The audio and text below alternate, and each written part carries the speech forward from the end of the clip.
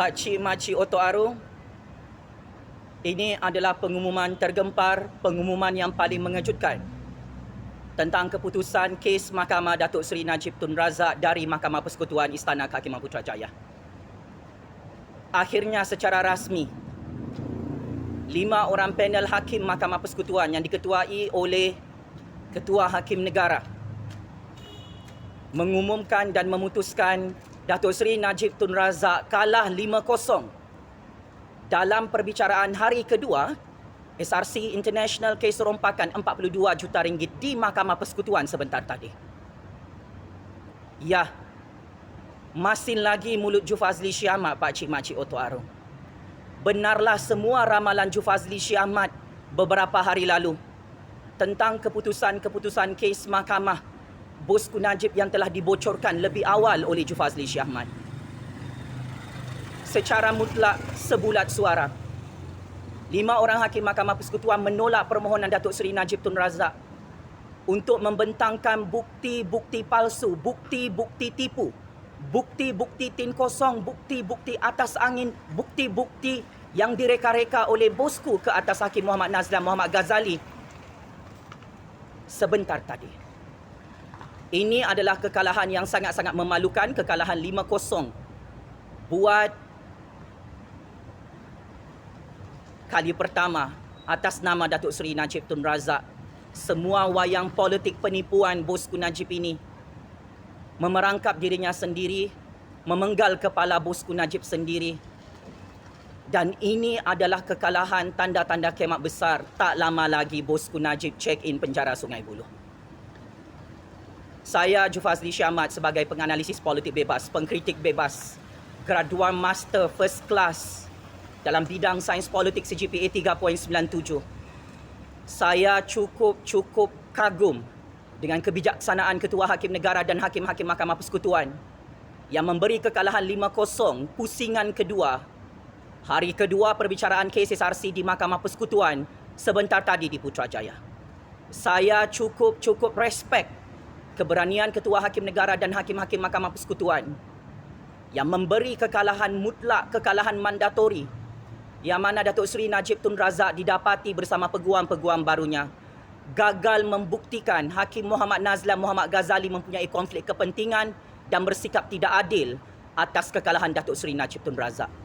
Mesej kekalahan ini membuktikan Hakim Muhammad Nazlan tidak ada jenayah rasuah. Hakim Muhammad Nazlan tidak ada konflik kepentingan. Hakim Muhammad Nazlan bersikap sangat-sangat adil menjatuhkan hukuman penjara Sungai Buloh ke atas Datuk Seri Najib Tun Razak di Mahkamah Tinggi Kuala Lumpur sebelum ini dan denda 210 juta ringgit atas 7 kesalahan jenayah. 7 kesalahan jenayah Datuk Seri Najib Tun Razak yang diputuskan oleh Hakim Muhammad Nazlan. Jenayah rasuah, jenayah merompak, jenayah pecah amanah salah guna kuasa, jenayah pengubahan wang haram 42 juta ringgit. Yang mana Hakim Muhammad Nazlan membuat keputusan berlandaskan undang-undang dan perlembagaan negara. Sememangnya Datuk Seri Najib Tun Razak bersalah mencuri duit kita, mencuri duit negara kita dalam syarikat SRC 42 juta ringgit yang ditemui dalam 2 akaun bank peribadi Datuk Seri Najib Tun Razak. Takziah Datuk Seri Najib Tun Razak. Hasil daripada dosa-dosa dan jenayah besar kamu merompak harta rakyat, harta negara dengan cukup kejam, dengan cukup zalim.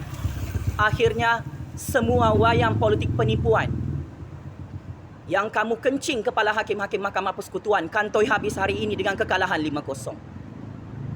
Bosku Najib, perbicaraan terakhir kes SRC ini saya ingin terus terang. Kalau kamu terus menipu Hakim-Hakim Mahkamah Persekutuan, inilah hasil dia. Kalah 5-0. Cukup dupang bosku. Kau kantoi menipu Hakim-Hakim Mahkamah Persekutuan menggunakan sampul surat misteri yang rupa-rupanya tidak ada bukti-bukti baru pun. Sekarang kau nak minta tangguh lagi perbicaraan kes SRC. Nasi sudah jadi bubur bosku, kau tak boleh tangguh perbicaraan kes SRC ini. Kerana bukti-bukti kau merompak jelas terang, lagi bersuluh, crystal clear. Duit curi 42 juta ringgit itu Kau simpan dalam 2 akaun bank peribadi kau di AM Bank Cawangan Kuala Lumpur. Malah kau mengaku di hadapan hakim-hakim kau sudah belanjakan semua duit itu untuk shopping bersama bosku Rosmah. Maka tolong kemas barang-barang kau untuk check-in penjara Sungai Buloh. Tolong kumpul dan pulangkan semua duit rompakan untuk kau bayar balik di hadapan hakim-hakim dan rakyat Malaysia dalam Mahkamah Persekutuan. Bosku, sangat malu bosku kalah 5-0 hari kedua, hari Selasa hari ini. Kau janji mau saman fitnah hari Selasa, seluruh dunia kau nak saman fitnah. Kenapa kau tak saman fitnah? Sebab memang betul kau merompak 42 juta ringgit bosku. Aku ni pun kau tak berani saman fitnah. Akhirnya kau kalah 5-0. Betul kata-kata Jufazli Syahmat. Kau tidak ada bukti-bukti baru untuk memfitnah Hakim Muhammad Nazlan Muhammad Ghazali.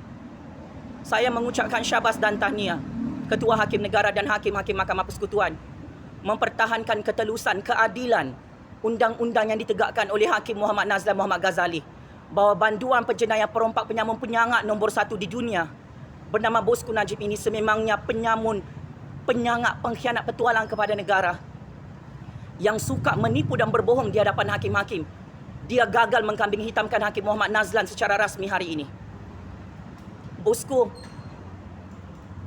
dosa-dosa kau merompak, dosa-dosa kau mencuri, dosa-dosa kau membunuh dalam skandal rompakan SRC, dalam skandal rompakan 1MDB akan menyebabkan kau mati sia-sia dalam penjara Sungai Buloh, bosku, jika kau kalah di akhir perbicaraan kes Mahkamah Persekutuan pada 26 Ogos 2022.